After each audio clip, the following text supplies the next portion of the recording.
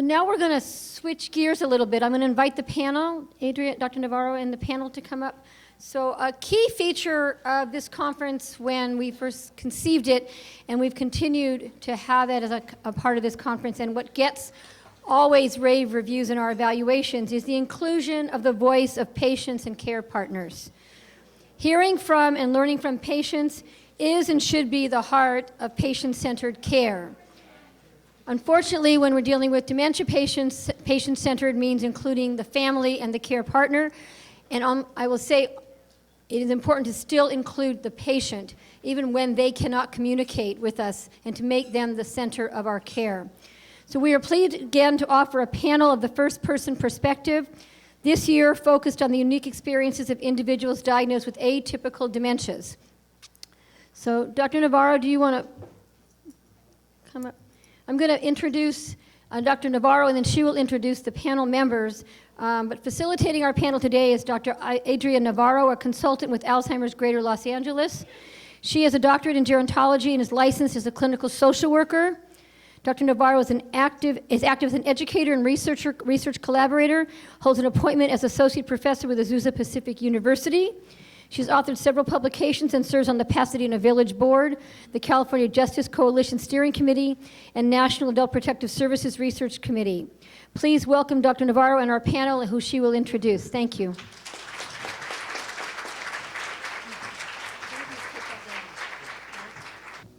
Well, I have the great job of moderating the panel for you. Very exciting. I've got to meet all the panelists ahead of time and just feel really honored to share their journey with you today. This is the first-person experience of folks that are dealing with symptoms of dementia, specifically non-Alzheimer's type. And what I wanted to kind of set us off with is many of you are providers, and thinking about person-centered care, I think really incorporates a lot of how the panel can really help us understand how to do our jobs as best we can. So I just wanted to remind us, person-centered care incorporates an individual's preferences, their values, beliefs, and their support system into the decision-making process as it relates to daily life and care in clinical practice and in social service settings. So it's my pleasure to introduce you to the panel today. Next to me is Diana. Diana's here today with her care partner and sister, Maxine, next to her. Diana, we were saying in the back of the room that she's a rock star because Dr. Ringman was talking a lot about the presenilin 1, and Diana has had that for about 5 years now. She's 43 and she's worked in administration. So this is that Jalisco gene mutation. Her father was the carrier of that. I want to move on. I want to introduce you to Hope. So third down here, I'm kind of giving you a sort of an overview, and then they're going to bring the richness to life here. But I want you to know who we have with us today. Hope's here with her care partner and her husband, Michael. Hope is 51, and she's been experiencing symptoms for about 1.5 years now. She's worked in the banking industry, and she's had these symptoms since about November of 2016 with a diagnosis that remains unclear. Next to Michael is Joe. Joe was on a panel recently that Alicia moderated, so he's got some legs here with the panel stuff. So Joe's great. Joe's 57. He's had symptoms for about 3 years now. He's a retired veteran. And initially we were talking about Joe being diagnosed with Lewy body dementia, or dementia with Lewy bodies, as I've been educated today. But now, upon further workup, they're clearly saying that this is early onset Alzheimer's. So Joe can tell you more about those details. Next to Joe is Ernestina, and she wants to go by Ernie today. I got to meet Ernie's husband, Dan. Dan is 64, and he's had symptoms for about 7 years now. He's a retired computer engineer with a primary progressive aphasia, which we learned about today, due to frontal temporal lobar degeneration. So Ernie will be telling us about Dan's journey as well as her care partner journey. And then moving down my last couple, I want to introduce you to Karen, who's here with her care partner and husband, Paul, Dr. Paul Finkel. Karen is 79. She's a retired surgical nurse, and her diagnosis at this time is atypical Alzheimer's disease. So can you welcome our panel? I'm really pleased everyone could be here. Thank you.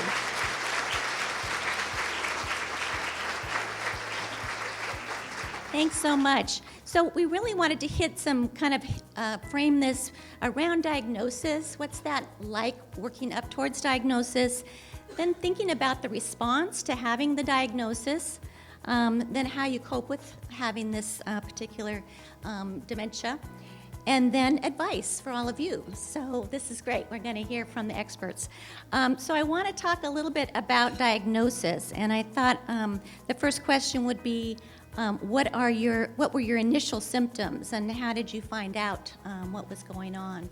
So I think it makes a lot of sense, Maxine, if you'd like to kind of share a little bit, because it fits so well with what Dr. Ringman was talking about. We have 2 mics, so you'll be kind of pulling it towards you, I believe. You'll let us know how this is working with sound. Good afternoon. Oh, should we do that? We can just hand it around. Yeah, that sounds good. Good afternoon. In our family, we have the dominant familial early onset Alzheimer's. And typically it would start off with problems in the knees and then other symptoms. But it seems that in our generation, my sisters and a few other cousins that are in our generation, the symptoms are just a little bit different than our parents. And for Diana, and I actually have another younger sister that is positive and asymptomatic. So for them, it started off with a handshaking. They started off with a handshaking and some confusion, stuttering, anxiety, and depression. And with that came a lot of misdiagnosis of depression. Well, you're having these problems because you're depressed or you're stressed. After the handshaking and the stuttering and more of the memory loss comes with the uncontrollable hand movements, be unable to grasp things, not sure if where they're sitting is correct. Their depth perception changes. Also, what we've noticed with them is their facial features, changes in their facial features. Okay. Anything you want to add? Yeah. Diane, anything you want to say about your first kind of symptoms, what you felt? Yeah, I said, Okay. we had our talk earlier. Yeah. These were her words. Yeah. We did some preparation, and we're kind of going with the flow and seeing there may be some sharing that we will do kind of more spontaneously along the way, so that's great. So talking about initial symptoms, and I'm wondering, I know, Joe, you have an early onset Alzheimer's. Do you want to talk a little bit about how that began? I think probably from, yeah. Okay. I was on the job, and I was using sticky notes like, I owned the company. And next thing I know, the boss came in and says, I'm going to have to let you go. And I didn't understand why. And he says, you've been forgetting an awful lot lately. But I think he knew something was up because he ended up giving me a severance package, and it was a pretty nice severance package. And I thought it was very unusual because, of course, I didn't remember anything. So I went to the Veterans Administration and did all the scans that you possibly do, all the memory tests. They were very, very nice, very helpful. But I think because of my age, they were very confused. And the first thing they said was, well, you're really depressed. Here's some antidepressants. Well, I wasn't depressed. I was just very confused at what was going on. I was, still doing what I needed to do. When I started pushing, I had to do the pushing with the neurologists. Everybody that I talked to had not dealt with anybody under 65. So if it's out of sight, out of mind, they didn't know what to do. And believe it or not, they still don't. They sent me to someone outside, which is thankful. And I had a wonderful neurologist in Burbank. But I think really on diagnosis, the worst thing that people don't get when they're diagnosed is information. And it's really left to us to Google things, because when I asked, I almost got the look like, well, you're not going to know anyways, so we're not going to tell you. Knowledge is power. If I know, I can bend my life around that. And I think everybody else up here as well. Living with Alzheimer's is actually not a difficult thing. My knowledge is that it could be worse. It could have been ALS, could have been a brain tumor. And I'm thankful that I'm still here and I'm not suffering.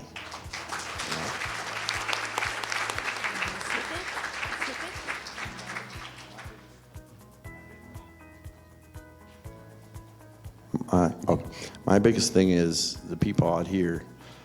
Without you guys, we wouldn't be able up here.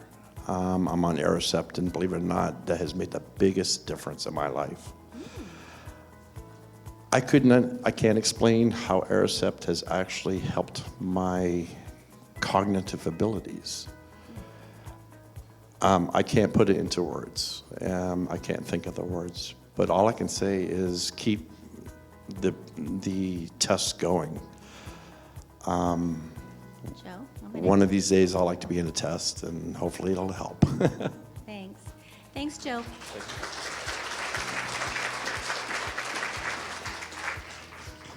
Hope, you want to tell us a little bit about symptoms you might be experiencing? Kind of first signs? I remember a fun story about a coat, actually. Yeah. When we first came out here, I needed to put on a jacket, but I didn't do it. So we had to kind of try to find a way to do that.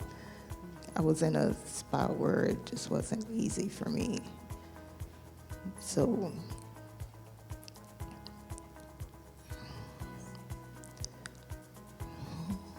I was thinking about when you packed up to go to a really cold place. Was it Boston or? Chicago. Yeah, Chicago. And you didn't have a coat with you, did you? No, I didn't. Yeah. And so Michael said, uh-oh, I got to get you a coat. And he got one. Tell me Yeah. a little bit more about it, Michael. What were some of the early symptoms? Well, some of the early symptoms, it's like all of us do. We misplace our keys. We, set our wallet down somewhere and can't remember where it was. And the same thing with Hope. She got to the point, and we're talking about, it seems like this was going to go on. Well, maybe it just occurred overnight, but it has been almost 2 years now that we don't have a diagnosis yet. We're not sure. She's had 3 different medications in the last year and a half. But we were on our way to Chicago. Our son was graduating from the Navy, and we're Riverside. Moving from Riverside to go out there and see what his graduation was going to be like, and we're in the car going to John Wayne Airport. And I'm turning around, and I look, and well, and where's your coat? She doesn't have on a coat. Needless to say, we get all the way to the airport and have to buy a coat. And, they're not, they're really expensive. They're $150-something for a coat. So it didn't start off too well. And She looked really good, at that though, point, yeah. I didn't really care if he graduated or not. But it was good that we were able to go and watch his graduation. But we're talking about, it started with small things like misplacing their keys. And then we got to the point where she'd be upstairs and say, I'm going to go down and fix myself a sandwich. And I say, fine. And she went downstairs, and then 15 minutes later, I yelled down, you're okay, everything all right? And she's at the bottom of the stairs not knowing what she's there for. I began to get worried and concerned that, something's not right. And it went from those 3 different medications, and we're talking about the fluoxetine, the Prevagen, and they gave her Adderall too, but we're talking about there's just so much going on without a diagnosis yet. So it's scary. And one of the things she says now, Michael, I'm scared. Michael, I'm scared. And I really don't have an answer for what's going on right now. And so it's really important that whoever the doctor may be to do a thorough diagnosis, and they really need to know exactly what's going on. You can't move too soon, but for her to be taking medicine for OCD, she's taking medication for ADHD, and she's never been hyper. Have you?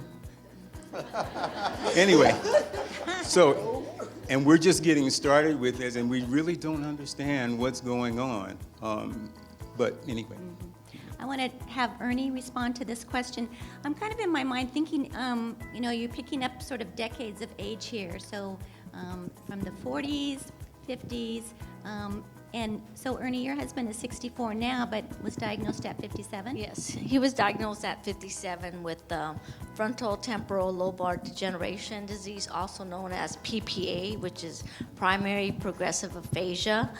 And when I heard that, I never heard aphasia before. And my husband's symptoms in the beginning were he was non-sociable at family gatherings or friends. He wouldn't, you'd say hello to him, and sometimes he'd say hello, sometimes he wouldn't say anything. And it just got progressively worse and worse. And I'm like, why am I taking you to functions when you're not even socializing with my family and friends? You should just stay home. So that's how it first started, him not being sociable. And I talked to him, and everything would be okay. The word that he would say was okay. Okay, can you do this? Okay, and then I come home, and he wouldn't do it. And that was the most frustrating in the beginning, is that he would say okay to everything, and I would be so upset because it wouldn't get done, and he wasn't ready to go. So that was the beginning symptoms of his condition. And that primary progressive aphasia we had heard about earlier today as well. Karen and Paul, I'd love for you to talk a little bit about the beginning sort of symptoms that you experienced. Well, I guess we're at the older end of the table. Thanks a lot. We have the wisdom and the sage at the end. My wife has had what we consider an atypical AD for about probably in the ballpark of between 4 to 5 years. And it started out very subtly. And my background is I'm a nephrologist and internist. I pride myself on making clever diagnoses. But I must say, initially, I didn't understand why we couldn't find her purse, her phone, a variety of other things. And then we got to the point where we're doing these daily, or almost daily treasure hunts, I called them. And after about 6 months, I realized that this is not normal. And my wife and I discussed it, and we went to a local neurologist who did a memory test. And as I was in the room listening to her trying to answer this, and I knew it was pretty obvious what the diagnosis was, at least in terms of cognitive loss. And after further evaluation, ultimately ended up here at USC, where my wife is seen about every 3 months. She's on 2 medications. I think that perhaps they've slowed the progression a little bit. In my wife's particular case, It seems to be dominantly language difficulties and apraxia that bother her. That she needs more and more supervision doing simple things like getting dressed in the right order. Clearly she needs help with medications. We have a whole routine. From my point of view, moving from someone who was wearing a stethoscope and listening to patients and caregivers talk to me, it's a totally different experience when you are the caregiver taking care of your significant other. And I must say that I used the word evolution to Adria the other day, and I realized in retrospect that I've been slowly evolving, trying to keep pace with the evolution of her disease. Early on, I think I was kind of behind the 8 ball. It would be frustrating for her, frustrating for me, but very eventually closer and closer in our evolution together, which really has helped quite a bit. So I've become a master of what I call fiblets, of reassurance to her about who she is, reminding her that despite cognitive loss of an intellectual type, the essence of the person, the kind person, the compassionate person, the loyal and loving person that she was as a nurse all of her professional career. And I must say she worked in my office for 10 years at a very modest rate.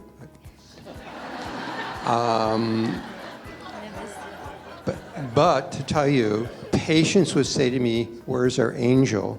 They called her my angel. I never got anything close to that. And she says to me most days that she's sorry. And we talk about why, and it's not necessary. She didn't bring this on. And because she's always concerned about me, even in this particular state, she encourages me every day to find somebody else. And I've been telling her, I've actually been texting Eleanor Roosevelt. She laughs hysterically every time I tell her this.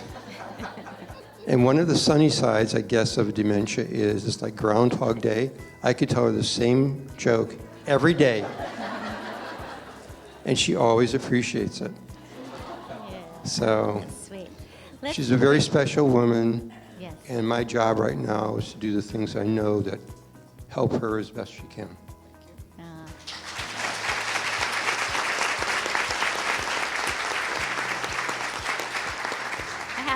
I have to add that each family that I got to meet ahead of time, the amount of love that's exuding in these families is just so touching and so special.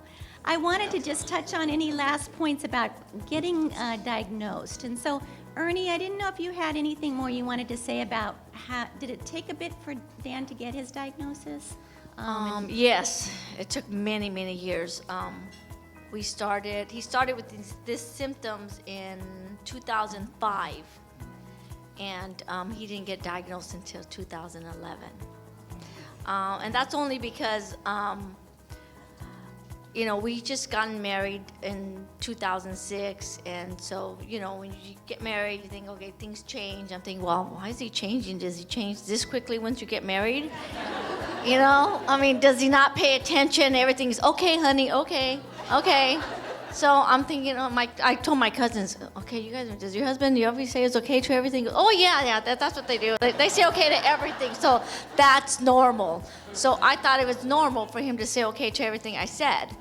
So, and then it was the lack of communication and always working and not calling and coming home late. Which led me to believe he was having an affair. So we went to marriage counseling thinking there was something wrong, but there wasn't. Because even when we went to marriage counseling, he just said okay to everything the doctor was asking him. So then finally took him to the doctor in 2010, and his primary physician, asked him a bunch of questions, and he couldn't answer half of them. And they were just simple little questions, and he couldn't even answer them. So then, he referred us to a neurologist who did an MRI, and then he said there's something wrong. Then he referred us to Dr. Helena Chu, which I'm so grateful for because she diagnosed his condition as primary progressive aphasia. And then everything's good. Yeah, good. Okay. And I think, Maxine, was there anything you wanted to add about the diagnosis process? Kind of, because I think this idea of getting gene testing and things like that seemed to be kind of a long-standing. What I noticed is some people were really waiting many, many years to figure out what the heck is going on. Well, growing up, I had heard just rumors about the symptoms and the illnesses that fell on one side of my family and how they were very similar to each other. Though we didn't realize what it was, a lot of them were being misdiagnosed with MS because it would start off with knee pains to the inability eventually to walk and to be able to control movement, to all of a sudden they had Alzheimer's, and so we had no clue really what was going on until one day I get a call from my aunt telling me that they were going to have a family meeting at her home. That was the very first time I met Mr. John Danner, who I believe is here. And through Mr. Danner, we learned about the early onset Alzheimer's that ran in our family. And that was the first time that we got to actually hear what was going on and ask questions. And he told us about this 50% chance. And after hearing that, and you go home and you look at your children and you think, what did I pass on? What did I do? And which I know is what my sister is thinking. She has 2 children. So a lot of us get misdiagnosed with depression. That's the first thing. Before I was able to take the test and find out my results, I went to my doctor. Actually, I went to several doctors and explained to them what was going on in my family, and they had no clue. And I would tell them I'm feeling a pain in my knee, and that scared me because that was one of the first things that, one of the main complaints in our family was the pain in the knee and the joints. And then I was forgetful. I'm a very forgetful person by nature, I guess. And I would tell them, I would try and explain to them. I even gave the information that John Danner had given me to one of my doctors, and he was like, oh, well, no, you're just too young. You're too young. And I said, yeah, that's why it's early on Alzheimer's, it's early onset. No, but you're still way too young. And I was in my 30s, and I said, okay. But going to every doctor and explaining to them what ran in our family and what their symptoms were, and please keep an eye on me, or can you, take an x-ray or something on my brain, you give me a scan. The next thing I know, they're giving me anti-depression medication, anxiety medication. I was on 3 medications, and I didn't even need them. What I needed was for everybody to be aware of what is going on and to finally have the testing done. And so Diana, we pretty much all kind of drifted apart, and one day we get a phone call. One of my sisters gets a phone call from Diana's husband. Diana was at a mental institution, and at that time she was diagnosed with depression, and they figured that's what was going on with her. It was depression, it was anxiety, it was stress. And I had downloaded information that Dr. John Ringman had on the internet, and any and all information that I could find on the PSEN1 gene mutation. We took that down to the hospital that she was at so that we can have her released. And we told him, I told him, look, this is what runs in our family. This is not depression. This is not anxiety.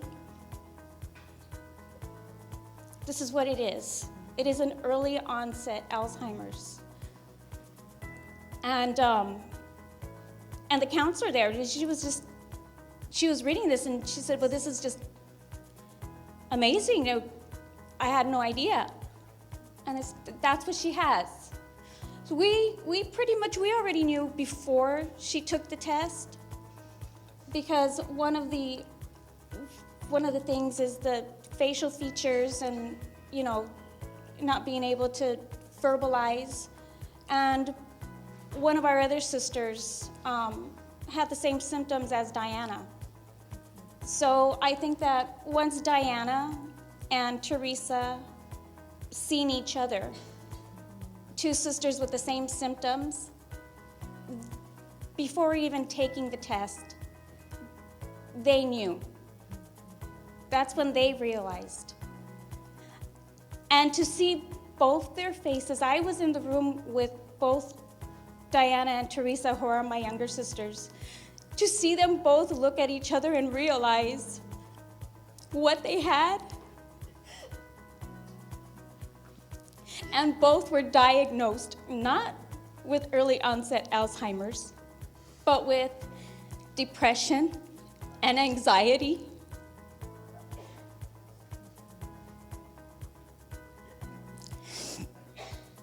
But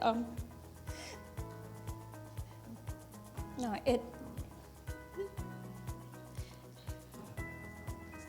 So let's should we give you a break for a minute so you can have a chance to kind of recoup? Yeah, thank you for that.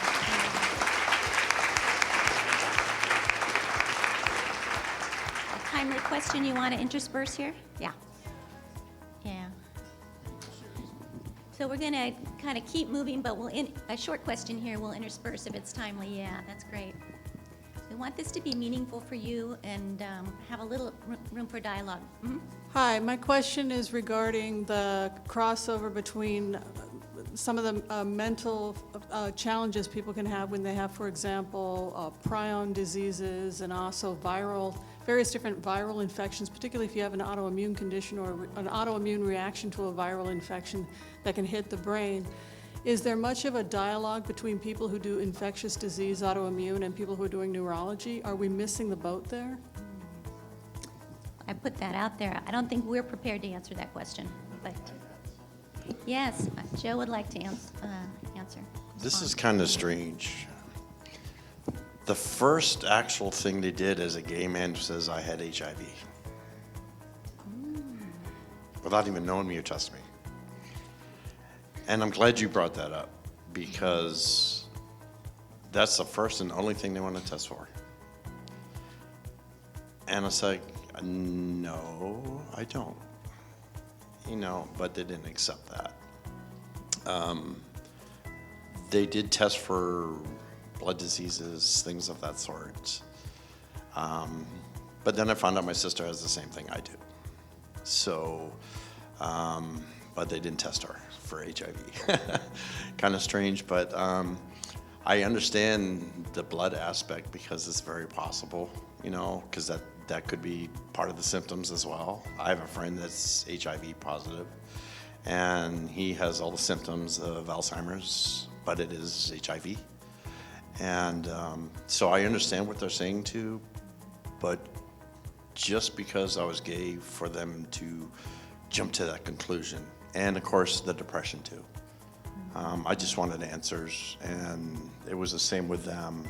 And as soon as I had the answers, we knew we could feel better, and we could get answers after that. And look where we are now. I think that's so interesting, you know, that idea of once you have a diagnosis, it seems to psychologically be very helpful. Ernie, do you want to add to that? Yeah, just knowing my husband's diagnosis was lifting for me because I didn't know what was wrong with him. I thought, like I said, I thought he was having an affair, and it wasn't. He was just ill, and I didn't know it. But once I found out his diagnosis, I was relieved that, you know, that all the things that I thought was wrong in our marriage wasn't. It was an illness. And once I found out what was wrong with him, my main priority was to find out what can I do to help my husband now. What can I do to make our lives better? And so we did the research. I did research on it, on his condition, and it helped me to move forward and be strong for both of us. Great. So we'll kind of segue now into sort of the response. Once you know you have a diagnosis, or you know that there's something, you know, I'm thinking out Michael and Hope, kind of you're still waiting at this point to kind of get a little firmer diagnosis. But as you kind of start to realize what's happening here, can you tell us a little bit about sort of the response with your support system? What are family and friends saying, doing? Are they helpful, or what's that like? Well, one of the things that I'm just beginning to do is speaking to her brothers. Hope has 2 brothers and a sister. Her brothers used to experience some things while they were in college that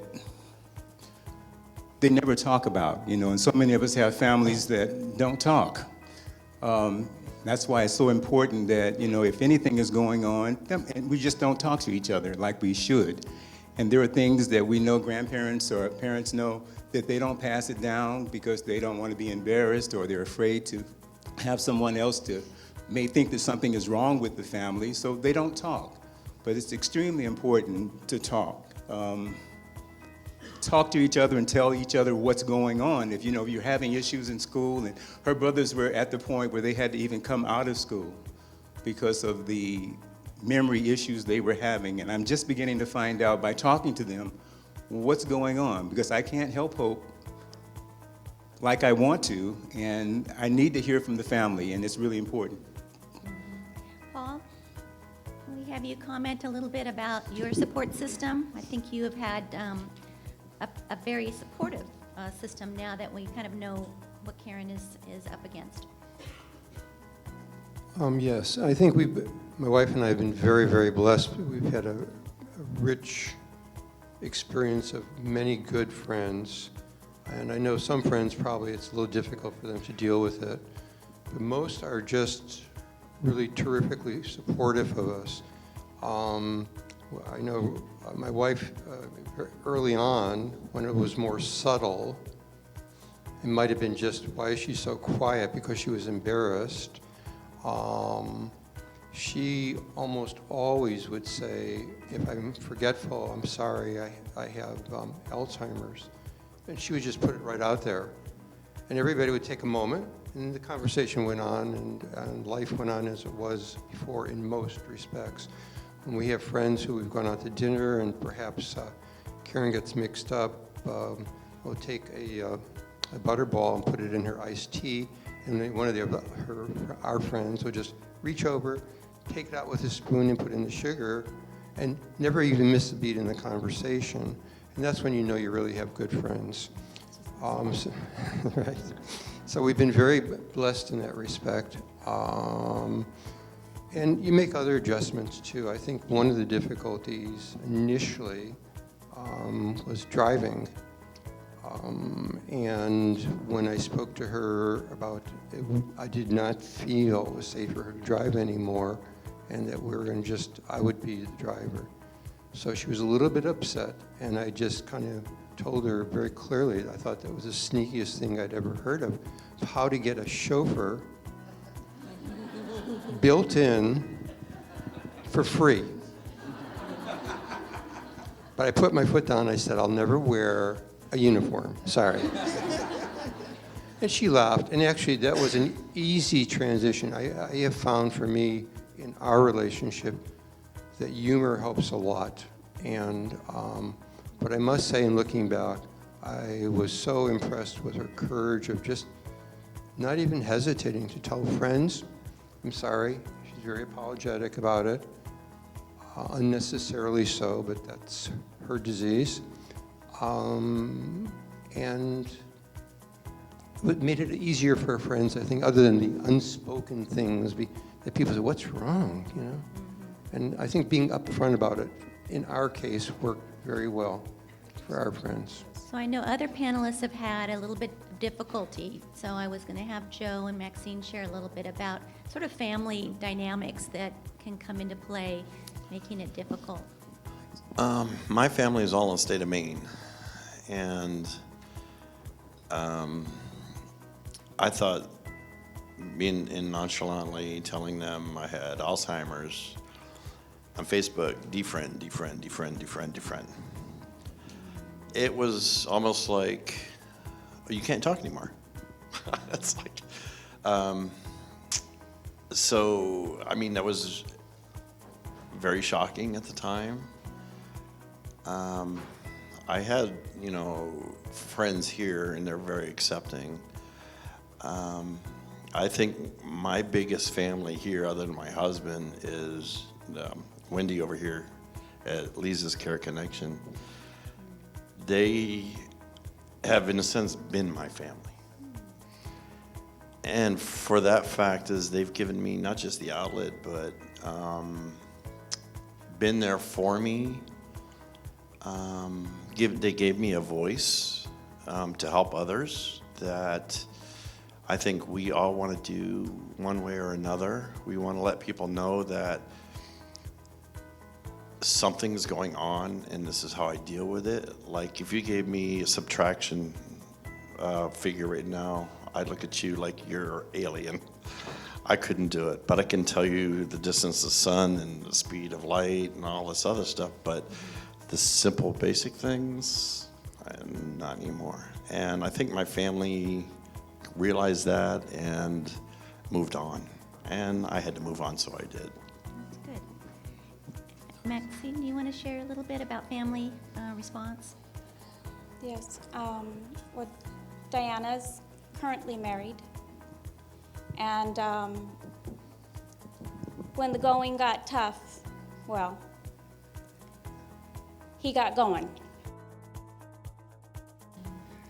But she has family. Her friends have changed. She doesn't have the friend connection. Okay. Just do the light version. Support. She has a good support system. She has me. Thank you. I am her chauffeur. I am her voice. I'm her helper in anything and everything that she needs. And,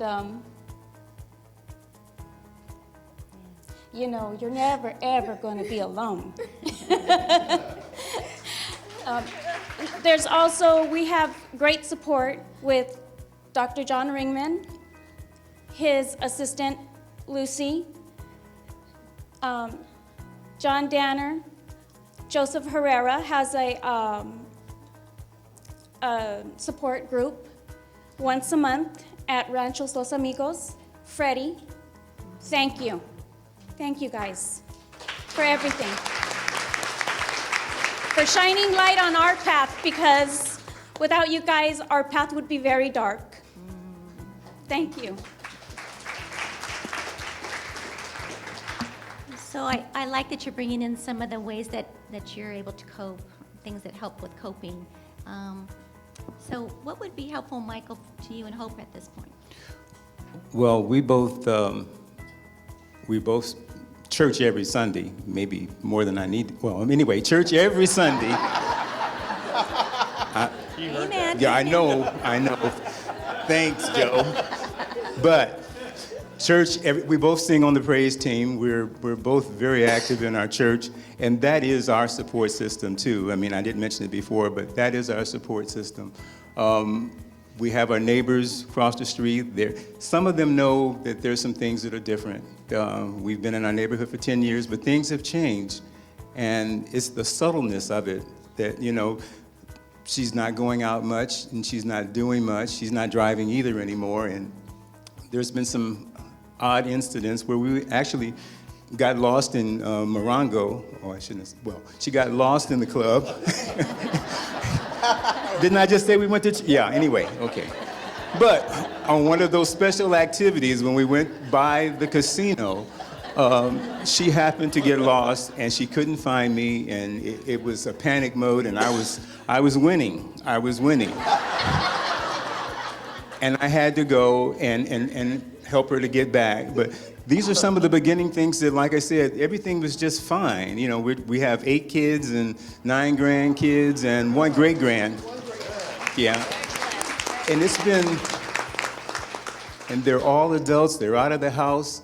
I had retired, you know, I'm ready to go out and spend some time outside of the church and do a couple of things on every 3 or 4 months. But it has been a challenge because we don't know what's going on. We need to get into a study, we need to speak to someone who can give her a true diagnosis, and we can take the medication. But we have a lot of family, but once again, they're just not communicating. And since I told them about what's going on, nobody came over for Christmas.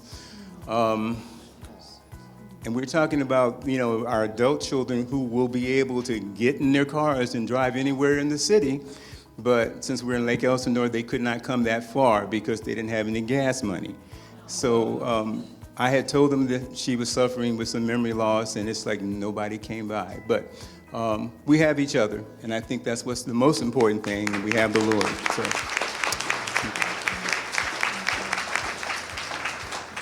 I know time it keeps going by so quickly. I would love for the panelists now to kind of speak to you about advice, the things that they need from social service providers, from nurses, from doctors, from researchers.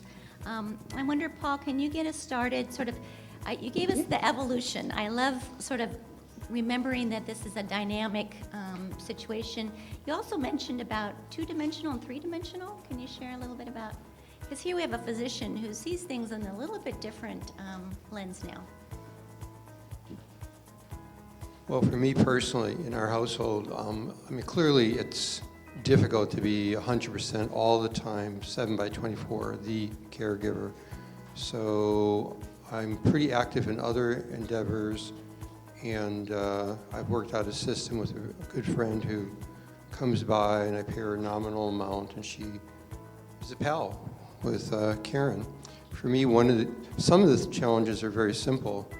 Laying out medications, helping her to pick out a nice outfit to wear for the day, what have you, are easy. I needed emergency first aid about a year ago to get makeup lessons from my daughter-in-law. Oh, my goodness. That was not in my CV at all. So I've become very good at helping her with her facial stuff, her lipstick. Not very good on eyes. I'm pretty good on hair. It's kind of fun, actually. And we both enjoy connecting that way. I also have 2 very good friends.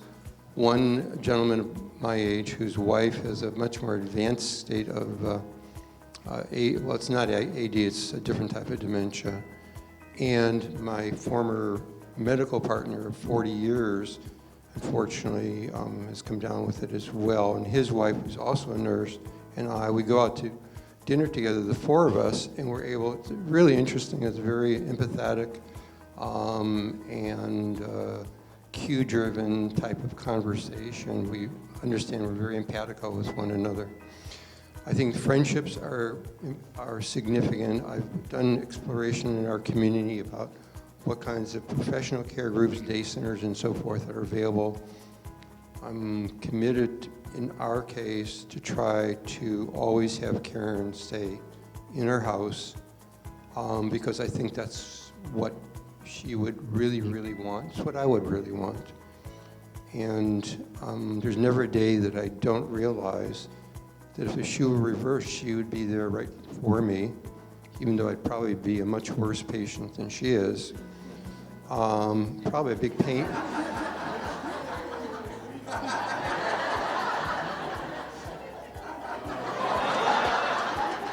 We have some nonverbal communication here.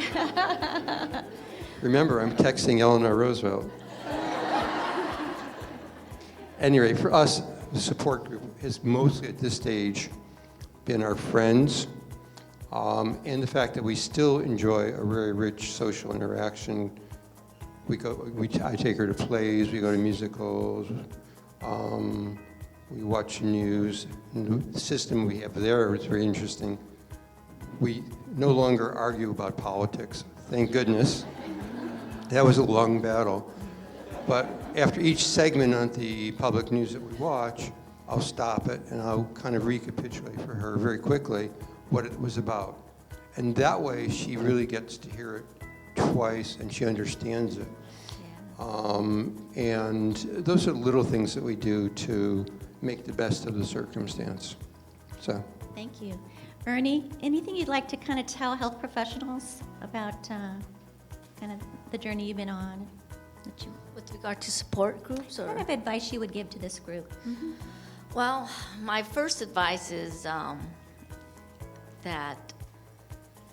a lot of when you get tested, you get misdiagnosed. I mean, my husband could have been misdiagnosed as being depressed, or something else was wrong with him. But the fact that we went further on and had a good doctor to show us the way to go, and showed us, referred us to the doctors that needed to be seen, because a lot of the doctors won't refer you to other doctors. They just say, oh, you're depressed, we'll just give you some medication. And that could have been the case for my husband had he gone to the doctor himself. But because I took him, we were able to find the diagnose that what was wrong with him. And with respect to you talking about support group, right? Yeah. It's real important to have a support group that that understands the condition. My husband's condition is very rare, so there isn't that. I don't think there's hardly any support groups for. I mean, there might be, but I'm not really sure. Resources earlier. For Yeah. PPA, there are. Well, the frontal temporal disease, sort of the bigger disease part. Yeah, with the bigger disease, for temporal. But the condition, you're right. Yeah, rare. but for his condition of aphasia, it's really hard to find other people with that condition. Although I did meet a patient's wife who Freddie connected me to, and she's been great. She's, her husband has the same thing that my husband has, and she has helped me throughout these years and what's ahead. Her husband is a year progressed a year before my husband was diagnosed, so she lets me know ahead of time, oh, this is what's going on with my husband. So when my husband starts behaving in the way that her husband was, then I'm not freaking out, because I know, oh, that's normal. What he's doing, it's normal for his condition. That's good. How about you, Joe? Anything advice for the health professionals? I have just a few. The first one is the communications on the diagnosis. I received it by speakerphone over the phone. I think spending a little bit more time having us come in and sitting down and going over what we have is extremely comforting, believe it or not, even though it's a dire diagnosis. But I think taking an interest in us and having the family involved is extremely helpful. That way we can coordinate with you everything else. And that would be helpful. Keeping me involved is wonderful. And the biggest thing, and a lot of people are not gonna like this, but take away my license. I still have mine. Not a good thing. I voluntarily stopped driving. I get lost. And I did come to the realization that I could kill somebody. And because I do have a diagnosis of Alzheimer's, there goes my home, there goes everything. Because I perceived that I couldn't know. Act on the side of caution. I might rant and rave, someone might rant and rave, but the family will thank you later on. Absolutely they will, because no one wants to see a bad situation turn worse. And my only last one is take the whole body approach. A lot of, as you know, you have your own doctors as well. You see, they look at you, so, oh, you look fine. But with Alzheimer's, look in the ears, look in the mouth for dental decay. A a lot of times dental decay makes things absolutely worse. You know, and I heard one doctor say, well, I'm not a dentist. It doesn't take a lot to say, ah. And then you can make it appropriate, you know, a point here, point there. But I think just looking at that, if they're diabetic, look at their feet. You probably do that already. But it's the whole body approach that I think if a neurologist took, it would actually be better in your, you know, medications, pointing us in the right direction, giving us the right information. And I don't know, you guys are our last defense and our only defense. And it is so appreciated. Thank you. I think we have to end on that note. Thank you so much. I just want to thank the panel for their honesty and willingness to share and be so transparent. Thank you all, and we'll call it a wrap. Thank you.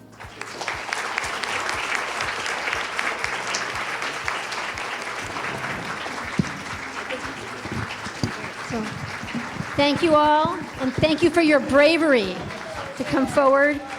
And thanks for the shout out to the dentists, because we do have dentists in the audience, so really, really appreciate that.